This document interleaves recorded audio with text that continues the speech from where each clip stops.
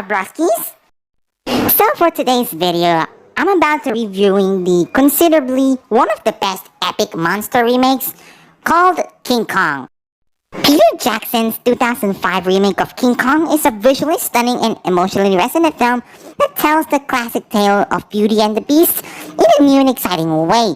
It features some of the most realistic and impressive special effects ever created, and it brings the world of Skull Island to life in a way that is both awe-inspiring and terrifying. The story is well told, and there are amazing characters that are developed pretty well here. Great suspense, of course.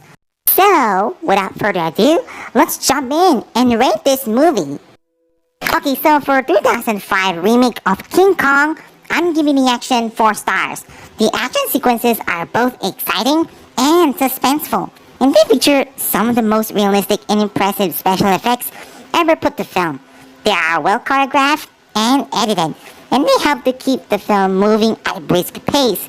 Some of the actions, like King Kong taking on against 3 T-Rexes, and the final fight on top of the Empire State Building, what makes the action really stand out.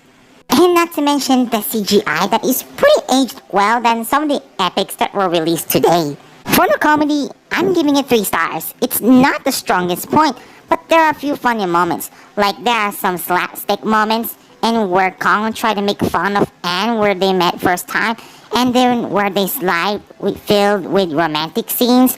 That's what makes it so good for the comedy, even though it's not the main focus.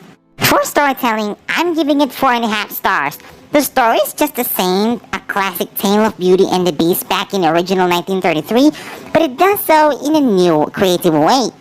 It is well told and engaging, full of action, adventure, and romance. What makes it better than the original is that the characters are well developed and relatable, and it features some stunning visuals, especially the scenes on Skull Island.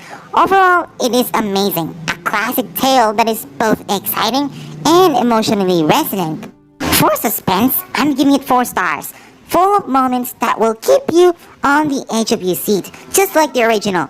From the first time Kong is seen on Skull Island, to Kong taking on against T-Rexes with Anne, and then the final battle where Kong is taking on against airplanes on top of the Empire State Building. Created through a combination of factors, including the film's excellent special effects, its well-crafted action sequences, and its emotional investment in these characters. All of these moments that I mentioned are all suspenseful because they are unexpected. They are well choreographed and also help to create a sense of danger and excitement that keeps the audience engaged.